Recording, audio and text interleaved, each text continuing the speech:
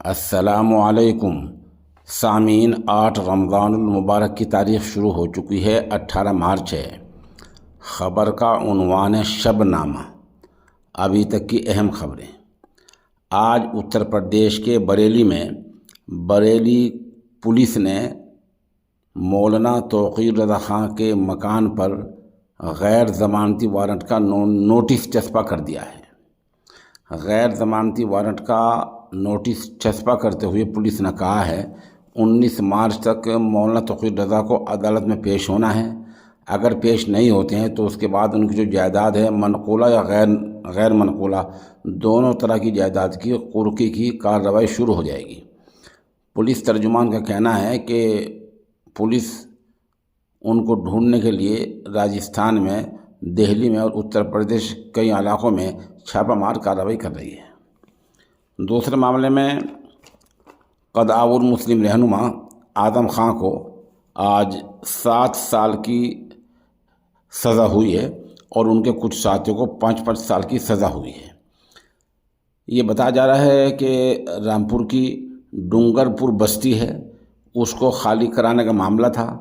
الزام یہ لگا ہے کہ کچھ لوگوں نے گھر میں گھس کر مار پیٹ کی ہے، ڈکیتی ڈالی ہے، وہاں سے بستی خالی کرانے کی کوشش کی ہے، اور اس پورے معاملے کے جو سرغنہ رہے ہیں اس وقت وہ جناب اعظم خان رہے ہیں۔ اسی الزام میں آج رامپور کی MP MLA کورٹ نے ان کو 7 سال کی سزا سنائی ہے۔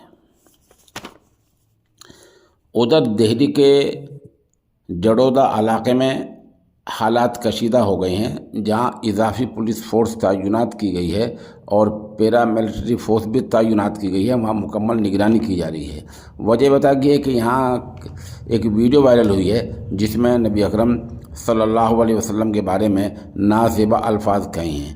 پولیس کا کہنا یہ ہے کہ اضافی یہاں پولیس تعینات کی گئی ہے تاکہ حالات پرامن رہیں، کوئی بگاڑ پیدا نہ ہو، اور پولیس کا یہ بھی کہنا ہے کہ ملزم کے خلاف کارروائی کی جا رہی ہے، اس کی پہچان کر کے، شناخت کر کے اس کو جلد ہی گرفتار کر لیا جائے گا۔ اسرائیلی فوج نے نصیرات کیمپ پر حملہ کر دیا ہے جہاں 43 فلسطینی شہید ہوئے ہیں۔ اس دوران سابق اسرائیلی فوجی کمانڈر مسٹر برک نے کہا ہے کہ اسرائیل حماس سے جنگ ہار چکا ہے، بعد میں پتہ چلے گا کہ حالات کس طرح کے بنے ہیں۔ بہت ہی اہم خبر یہ آ رہی ہے کہ اس وقت غزہ حماس فلسطین کے علاقے میں 21 لاکھ لوگ بھوکمری کے شکار ہیں، اور وہاں کھانے پینے کی چیزوں کی بہت زیادہ قلت ہو گئی ہے۔ لوگوں کو کم کھانے پر اور کم پانی پر گزارا کرنا پڑ رہا ہے۔ اقوام متحدہ نے یہ اعداد شمار پیش کی ہیں اور یہ کہا کہ اگر اسرائیل رفح علاقے میں حملہ کر دیتا ہے تو 23 لاکھ کی آبادی میں سے آدھی آبادی بھوکمری کا شکار ہو کر اپنی جان بھی گنوا سکتی ہے۔